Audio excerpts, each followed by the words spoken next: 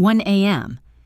My daughter collapsed at my door, her face swollen, her body trembling like she'd crawled out of a nightmare, blood on her lip, finger marks on her throat, and through broken sobs she whispered, "He beat me." Because I found her bracelet in our bed. I didn't cry. I didn't scream. I just stood there staring at the girl I once promised the world would never hurt. Then I walked to my closet, buttoned my police uniform, and made one call. The plan starts now. And that was the moment I stopped being just her mother and became her justice. But before I share my story with you, I'd love to know you're here with me. Drop a simple hi in the comments so I know you're listening. Or tell me where you're watching from. I love to see how far my story can reach. Thank you. And now, let me tell you everything. If you believe no mother should ever have to fight alone, please subscribe to our channel. I'm Vesper Hale, and this is how one night at 1 a.m. changed everything. The knock came like thunder, splitting through the quiet. 1, 2. Then silence except for the rain hitting the porch roof. I was half asleep on the couch when I heard it again, weak, frantic. "Mom, open up, please." I knew that voice even through the tremble. I ran to the door, and when I opened it, my daughter collapsed into my arms. Talia. 27, married, 3 years, once full of light, now bruised, cold, and bleeding. Her lips were split, her eye swollen shut. Her hands clutched her stomach as if holding herself together. "He hit me," she whispered. "Because of her. Because I found her bracelet." Her voice cracked, and her knees gave out completely. For a moment, I froze. I wasn't looking at a victim. I was looking at my child, the same one who used to run barefoot across the Austin lawn calling my name. And now, here she was, broken at my doorstep. The clock behind me blinked 1:00 a.m. The rain turned heavier. My training as a police officer took over before my emotions did. I lifted her inside, locked the door, and scanned the street through the peephole. A black sedan sat idling at the corner. Headlights dimmed. A few seconds later, it rolled away. I laid Talia on the sofa, checked her pulse, steady but weak. The cut on her lip was deep, the bruises already blooming dark purple along her ribs.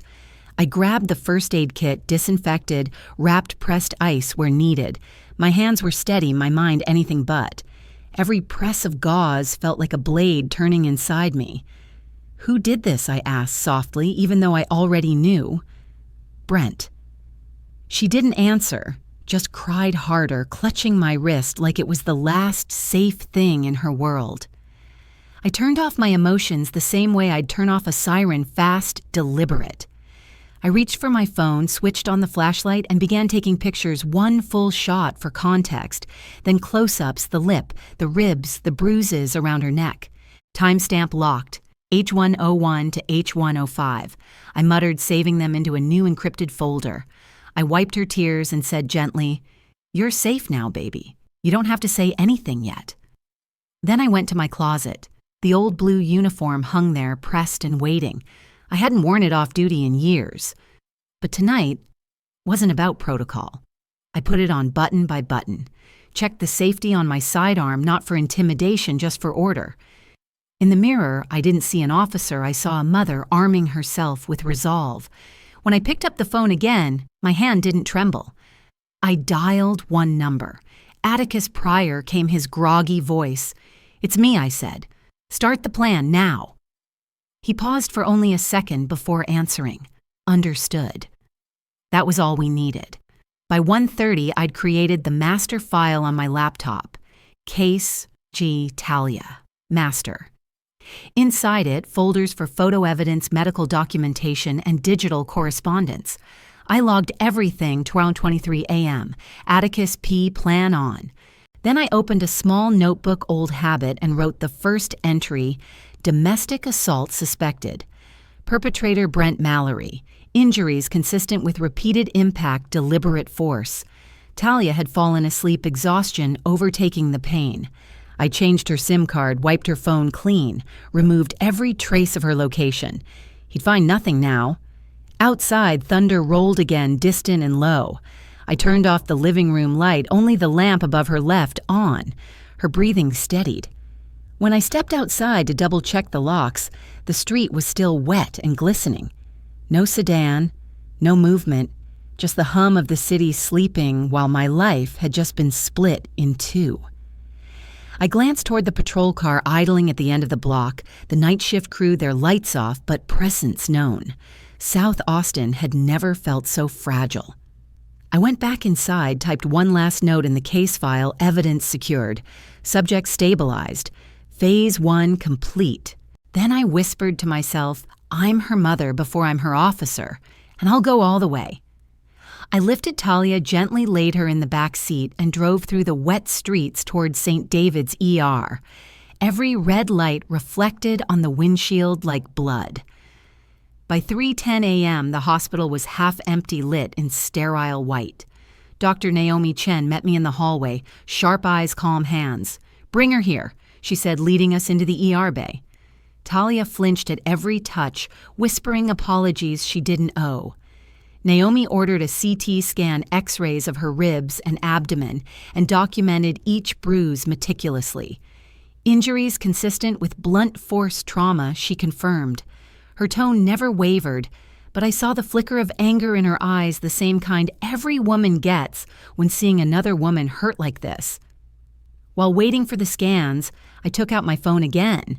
The light glared off the metal tray as I measured each frame ruler beside the wound clock in the shot. Wide angle first, then 2 close-ups. H2 Vajo 1 to H2 Ro 3. I whispered saving to the encrypted drive. I backed them up on my USB and labeled each file with the timestamp. Then Talia's phone buzzed on the table screen, lighting up again and again. Messages came through from a blocked number, open your mouth, and lose everything. I grabbed my secondary phone, photographed each message, and saved them as S101 to S104. My chest burned. He was already threatening her again, even as she lay bruised in a hospital bed. By dawn, Dr. Chen returned with the CT results. No internal bleeding, but heavy contusions. She'll need monitoring for at least 48 hours. She handed me the preliminary report, ER Naomi Prelim. I signed the acknowledgement, scanned it into my folder, and thanked her quietly. When we left the hospital around 7:30, the first sunlight was breaking through the gray clouds. The air smelled of wet asphalt and something sour fear, maybe. I didn't drive home. Instead, I turned down Westridge Avenue and stopped at my neighbor's house. Joni Parr was already awake, sweeping her porch with her usual coffee mug nearby. She'd been my neighbor for 20 years, the kind who never missed a thing. Elizabeth. "No, you look like you haven't slept," she said, worry flooding her voice. "It's Talia, isn't it?" I nodded. "She's safe for now, but I need your help." I told her what happened in broad strokes and asked about her doorbell camera. Joni frowned, fetched her phone, and opened the security feed from 1:02 a.m. On the screen, rain fell like silver strings. Talia appeared, banging on my door, her cries faint through the mic. But right before that, 30 seconds earlier, a shadow crossed the frame. A man wearing a hat stood near my gate, just far enough that his face was hidden. He lingered, then disappeared before Talia arrived. My heart pounded as I replayed it. I recorded a full copy on my own device, extracted the original video, hashed it with ESH-A25P6, and saved 2 versions. One for me, one for Atticus. "You think he was watching your house?" Joni asked, eyes wide. "I think he wanted to make sure she got there," I said, quietly. "Alive or otherwise." I left Talia in Joni's guest room. She'd be safe there for a few hours. Then I contacted Captain Miguel Duarte, the night shift commander, requesting unmarked patrol coverage between 11 p.m. and 5 a.m. South Austin Grid 3B, I said. Possible surveillance threat linked to domestic violence suspect. He didn't ask questions, just said, "Consider it done." Before heading home, I installed an extra wide-angle camera on my porch and reset every password in my house. No more blind spots. No more easy access. As I closed my laptop, the screen reflected my own face, tired, fierce, unshakable. At 9:20, my phone buzzed. Atticus. His voice was tight. "Get to the recording division now." Something's off with the land deeds tied to you and Talia. Looks like Brent's been busy. I looked toward the guest room where Talia finally slept without trembling. I pulled the blanket up around her shoulders, kissed her forehead, and whispered, "Rest, sweetheart." Then I picked up my encrypted drives, my USB, and my badge. When I stepped outside, the morning sun hit the wet pavement, turning it gold. But I could still smell the rain, and somewhere behind that scent was danger, quiet, watching, waiting. As I locked the door, I told myself the same words I'd said in the dark hours before I'm her mother, before I'm her officer, and I'm not stopping until she's free. By the time I reached the Travis County Clerk's office, the morning heat was already pressing against the glass doors. The air inside smelled like paper ink and bureaucracy, sterile but suffocating. Ethan Marquez, a records analyst I'd known from past investigations, spotted me the second I walked in. "You need to see this," he murmured, leading me down a narrow hallway to a back archive room. He placed a file on the desk. "Property transfer, Hayes County parcel. A17322. My name was on it, my daughter's name too. The new title holder, Kendra Slate. The person who submitted it, Brent Mallory." For a moment, I couldn't breathe. The land had been my late husband's inheritance, something I'd kept in both my and Talia's names after he passed. And now, right there in black ink, it said we had transferred it to another woman, the same woman Brent had betrayed my daughter with. I bent over the document, tracing the signatures with my finger. Vesper Hale. The V curved wrong, too shallow. The pressure of the pen was uneven, the loops connecting letters off balance. Talia's name looked worse, each stroke mechanical, too deliberate, like someone copying by sight, not by hand. Who verified this, I asked. Ethan handed me another sheet, a receipt for filing fees signed under Brent's handwriting. He came in himself. Submitted the paperwork last Tuesday morning. I felt heat rise up my spine. Print me certified copies. Include timestamps, user logins, any digital metadata attached to this filing. He hesitated. "You know, that'll raise red flags upstairs." "Then let them wave," I said quietly. Before I left, Ethan handed me another document. "You should see the appendix." Inside was a one-page letter titled Limited Power of Attorney. It stated that I, Vesper Hale, had authorized Brent Mallory to act on my behalf in any real estate matters concerning the Hayes County property. The notary stamp was genuine, but the date didn't match her assigned shift in the state registry. "This is a forgery," I said, voice low but hard as steel. Ethan nodded. I checked. The notary's real signature was lifted from a 2020 mortgage form. Someone inside the office had to help him. I walked out of the clerk's division with the folder pressed against my chest. Near the exit, two women by the vending machine lowered their voices as I passed. "She's trying to screw over her son-in-law," one whispered. "He just wants what's fair." I didn't turn around. Gossip spreads faster than truth in a town that pretends it knows you. Outside, the noon sun was blinding. I sat in my car called Atticus and laid it all out. He forged a power of attorney. The notary was real, but the timing doesn't match. We need handwriting verification and a temporary injunction voiding the transfer. Atticus's tone was calm, but clipped. "We'll file the motion today. Get the visual proof. We'll need that before the hearing." We met an hour later at his office, a second-floor suite overlooking Congress Avenue. I handed him the copies, and he scanned each one, nodding slowly. "He's getting desperate," he said. "Fake signatures, false witnesses. He's burning his own house down." I looked at him. "Then I'll bring the matches." We made a plan. I would take the next step myself, gather photographic proof of Brent's infidelity, make it impossible for him to claim moral standing. Atticus would file the motion with the district court while Ethan sent me the notary's logbook photos through a secure channel. By the time I left the office, the afternoon was fading to gold. I stopped at a small diner near the freeway, ordered coffee, and reviewed my notes. Every piece of evidence formed a pattern: forged papers, fake authority, redirected property. This wasn't just domestic violence, it was financial predation masked as marriage. I looked at the last note in my pad.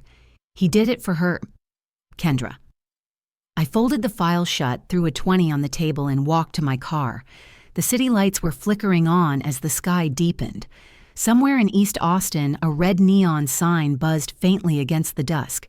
I started the engine and whispered, "If rumors are the wall, I'll break it with proof." The plan had a heartbeat now. It was time to follow it. The red lantern sat on the corner of East 7th, glowing like an open wound in the dark. Cigarette smoke curled through the air and the smell of cheap whiskey seeped from the open windows. I parked across the street at a tiny cafe that stayed open late for the night. Crowd ordered black coffee I didn't drink and kept my eyes on the entrance through the reflection of the window. At 8:12 p.m., Brent arrived. Gray suit, pressed shirt, the kind of confidence that comes from knowing people fear you.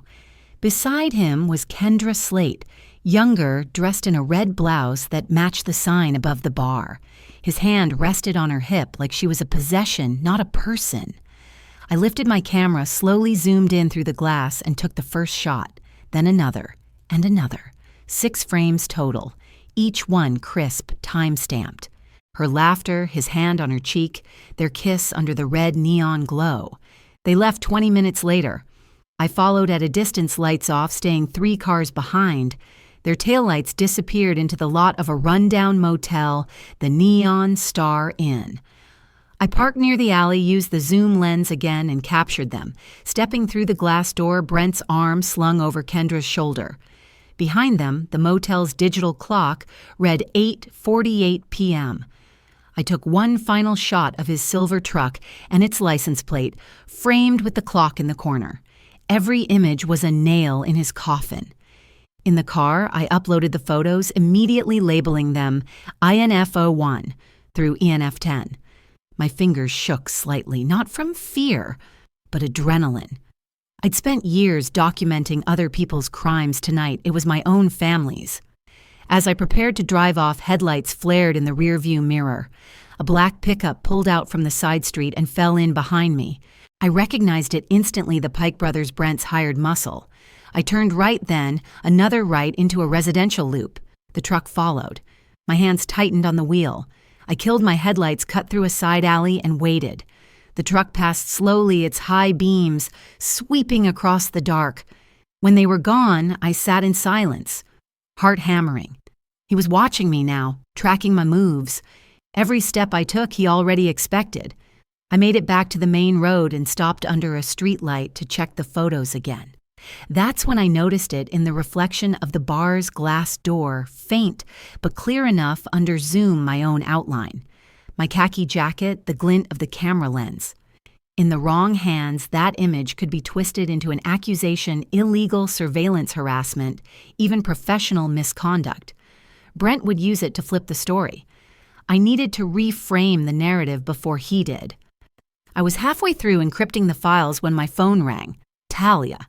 Her voice was shaking. "Mom, he called Marcy, said he knows where I'm hiding." My stomach dropped. "Stay with Joni. Don't open the door for anyone. I'll handle it." I hung up and called Captain Duarte. "We've got a threat. He's tracking her through social contacts. Set up patrol units near Joni Parr's block every 2 hours rotation." His answer came firm. "Done. But Vesper, be careful. If he's watching you, this might escalate." I closed the laptop, took a long breath, and started the car again. The neon sign from the motel flickered in the mirror, red, then dark, then red again, like a heartbeat, fading in and out. By 10:45 p.m., I reached a small roadside motel outside the city, a place no one would think to look for me. I checked in under a false name room 12. When I opened the door, a chill slid through me. On the carpet just past the threshold lay an unmarked envelope. Inside one piece of paper, no signature, only 3 words written in block letters. "Stop digging V." I stared at it under the dull yellow light. The ink was smudged as if written in a hurry. I folded it once, slipped it into my case folder, and locked it in the safe. Then I sat on the edge of the bed, the hum of the neon outside bleeding through the window, and whispered to myself, "He thinks fear is a weapon." I looked at my uniform folded neatly in the bag by my feet. So was I. I turned off the lamp, letting the red glow from the sign fill the room. Tomorrow I'd take everything I had, every photo, every forgery, every bruise, and turn it into justice. But tonight I just sat there in the dark listening to the rain return, steady and cold against the glass, like the heartbeat of a war that had only just begun. Morning broke, mean and humid. At the Austin market, I kept my head down and my ears open. It didn't take long. 2 women at the peach stand lowered their voices when I reached for a bag. "He just defended himself," one said. "She wants the land, so she's making it up." I stared at the fruit until my hand stopped shaking. Gossip always finds a way to sound like truth when it's convenient. I paid and walked away without correcting them. By 8:30, I was at the precinct filing for expanded patrol coverage around my block and Joni Parr's. Paperwork slid across counters, but the air around me felt colder than the AC. A sergeant I'd trained 10 years ago wouldn't meet my eyes. Someone muttered, "Don't drag command into family business." I said nothing. "There's a time to argue and a time to write things down," Atticus called as I stepped back into the sun. "He retained Morrison and Baines," he said. "They filed a countersuit this morning. Claim you're abusing authority, coercing statements, harassing a citizen." I could almost hear Brent in the wording. Clean hands, dirty intentions. "We'll answer it," I told him, "and we'll answer louder." At Joni's store, I picked up bread and a moment of kindness. "You hanging in there?" she asked, eyes soft. I nodded. "Your doorbell saved us, Joni." She squeezed my hand. "Take what you need." Back at my house, an envelope waited in the mailbox. No stamp, no return address. Inside, a glossy print of me at the red lantern caught in the door's reflection camera, lifted to my face. Whoever took it had been behind me close enough to smell my shampoo. I filed it in evidence threats and wrote the line I didn't want to write. "He's documenting me, documenting him." By noon, the storm moved online. An anonymous post crawled across the local feed's police officer uses badge to punish son-in-law. No proof of abuse. Property dispute disguised as assault.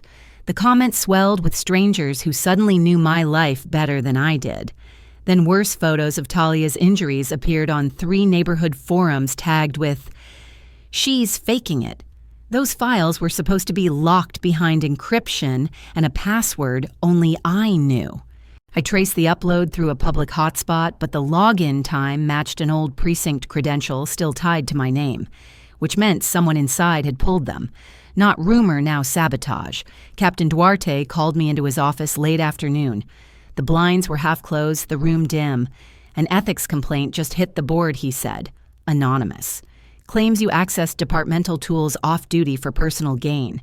He held up a palm before I could speak. "I don't buy it, but it's moving." I exhaled through my teeth. "He's not alone, Miguel. Brent's got help, someone who knows the building, the systems. We traded names without saying them out loud.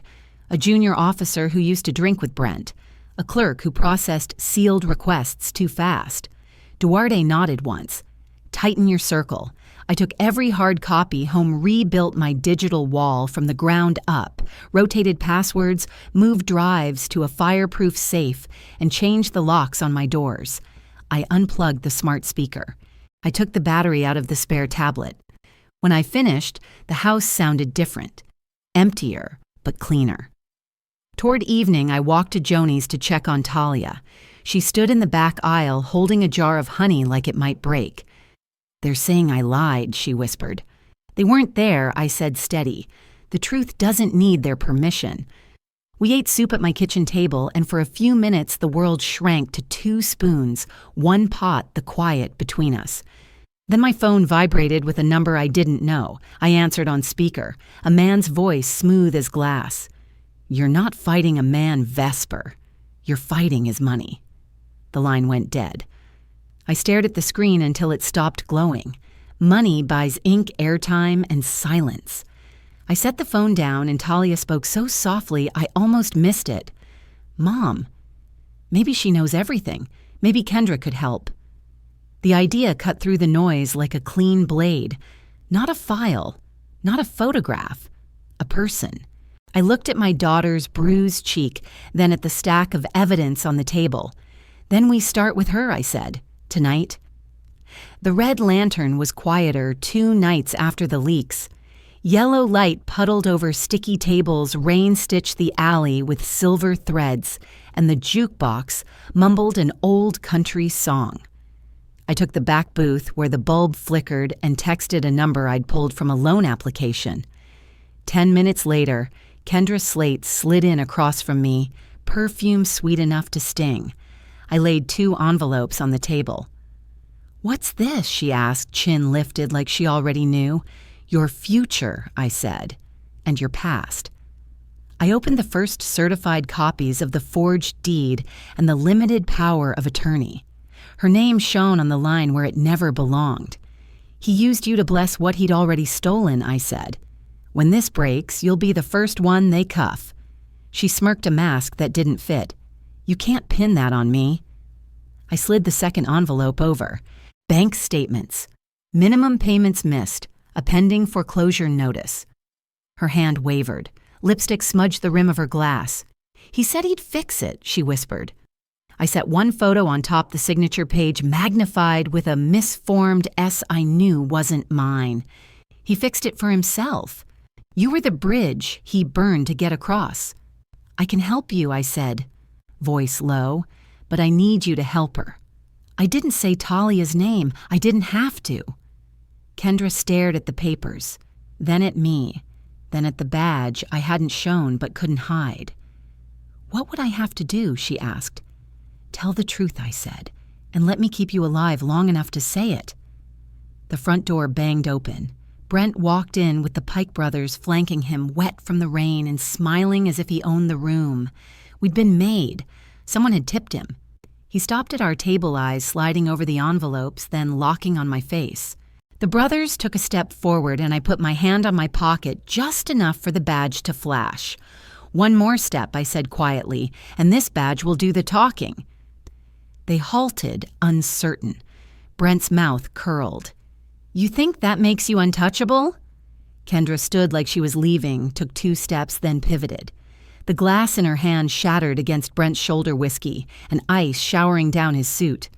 "I'm done being your pawn," she said loud enough to turn heads. He lunged. I grabbed her wrist. "Back door," I hissed, and we ran. The alley was slick and narrow. A shot cracked the wet air rock chipping from the brick inches from my face. Another barked from behind. I shoved Kendra behind a dumpster and keyed my radio with a shaking thumb. "Unit request, East 7th behind Red Lantern shots. Fired 2 civilians, 1 officer moving northbound." I said, breath burning. Copy came the reply. "Tires somewhere. Sirens far off but coming." We cut through to the next block, sprinted under a busted street lamp, hearts beating loud as thunder. At the corner gas station 3 blocks away, a patrol cruiser slid to a stop, doors already open. I pushed Kendra into the back, slid in after her, and only then felt the sting along my shoulder, where a shard of glass had sliced through the jacket. Blood dotted the fabric. I pressed a rag from the cruiser kit against it and watched the rain wash the alley out of the rear window. Duarte met us at a side lot, lights off, voice all command. "Get her out of Austin tonight," he told the driver. "To me, she's under temporary witness protection, Bastrop County safe house. Phones off, no visitors, controlled movement." Kendra kept staring at her hands like they weren't attached. "You said I'd live long enough," she murmured. "You will," I said, "if you stay put." My phone buzzed. Atticus. "Appellate judge approved an emergency hearing for tomorrow morning," he said. "Your new friend is the key." I looked at Kendra. For the first time, she looked like someone who'd run out of lies to tell herself. I nodded into the phone. "We'll be there." As the cruiser pulled away, Duarte's cell lit with a text. He read it and didn't bother to hide the screen. "You can't keep her safe forever." I felt the old cold settle into my bones. "He still has someone inside," I said. Duarte pocketed the phone. Then we flushed them in daylight. Back home, I cleaned the thin cut on my shoulder, changed shirts, and set everything on the dining table. Medical reports, doorbell videos, screenshots of threats, photos from the bar and the motel, the forged deed, the bogus power of attorney Joni's statement, and now one more page, Kendra's promise to testify. I stacked it all together, slid it into a hard case, and pressed a label across the spine in block letters, Truth File, ready for court. I turned off the kitchen light and stood in the doorway where Talia had fallen at 1 a.m. The rain had faded to a whisper, the house breathing again. I wore the uniform for the law I told the room and the night, and the girl sleeping down the hall. This time, I wear it for you. The courthouse smelled of dust and varnish, the kind that carried history and judgment in equal measure. Sunlight spilled through the tall wooden blinds, catching the motes of air as they drifted above the benches, packed with reporters, locals, and faces I didn't recognize. At the front, Judge Ruth Calloway's gavel rested on a small brass plate, silent but heavy with what it meant. Atticus sat beside me, calm and deliberate. Across the aisle, Brent Mallory leaned back in his chair like the room belonged to him. The smirk on his face had faded since the arrest replaced by a thin, nervous smile. Kendra Slate sat in the second row behind him, head bowed. Talia gripped my hand so tightly her knuckles turned white. Captain Duarte stood at the back, his eyes scanning the crowd. The bailiff called the room to order. Atticus rose first. Your Honor, he began this case as not just about bruises and broken trust. It's about a man who built his control on lies, financial, emotional, and physical, and thought no one would dare stand against him. His voice echoed off the paneled walls, steady and deliberate. We are here today not only for justice but for truth. He walked the jury through the evidence one piece at a time. On the screen behind him, the doorbell footage from Joni Parr's camera played. The sound was faint, but everyone heard it. Talia's weak voice at 1:02 a.m., Mom, open up, please. The video froze on the frame where I appeared at the doorway, arms out, pulling her inside. The room went still. Next came Dr. Naomi Chen's report bruises, mapped by medical precision CT scans, showing soft tissue trauma. She testified via video explaining the injuries were consistent with deliberate, repetitive force. Then Atticus displayed the photos Brent and Kendra under the neon lights of the Red Lantern timestamp, 8:48 p.m. license plate visible. Brent's jaw tightened. Ethan Marquez was called to verify the fraudulent deed. He pointed out the discrepancies in the signatures, the mismatched ink flow, and the forged notary schedule. Whoever did this, he said, had access to both private records and insider timing. Atticus nodded, which Mr. Mallory did. Then the messages flashed across the monitor. Open your mouth and lose everything. My stomach turned.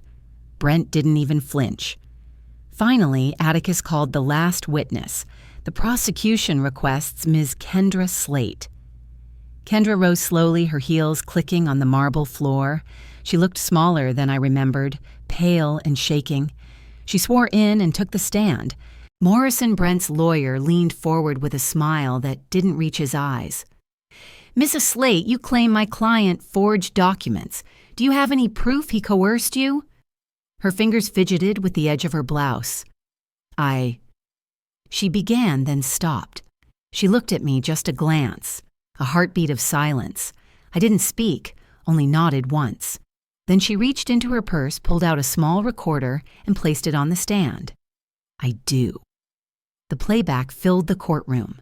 Brent's voice, clear, arrogant, rang through the speakers. Just sign it, I'll handle the rest. If anything goes wrong, you're the one they'll arrest, not me. The sound of his own words cracked the air open. For a moment, no one moved. Even Morrison's smirk faltered. Judge Calloway's gavel came down once sharp as thunder. Brent shot up from his seat. You lying whore, he shouted, pointing at Kendra. You were in it with me, you... He didn't finish. Two deputies stepped in, holding him by the shoulders. Kendra flinched but didn't look away. I watched him struggle against his own fury, and for the first time, he looked small, like a man realizing his kingdom was built on sand. When the room calmed, Morrison made his last play. Your Honor, we have submitted an anonymous complaint to the Ethics Committee officer. Hale used police resources to pursue a personal vendetta. This entire investigation is tainted. Atticus rose. My client used publicly accessible materials. Doorbell footage offered voluntarily medical records released with consent and public land filings. If protecting her daughter and preserving evidence is a vendetta, then the system we trust is already broken. Judge Calloway turned to me. "Officer Hale, would you like to speak?" I stood. My badge felt heavier than usual. "I didn't act as a cop that night," I said. "I acted as a mother who refused to let her child die on the floor because no one believed her. If that's wrong, then I'll take the punishment. But the truth deserves to stand."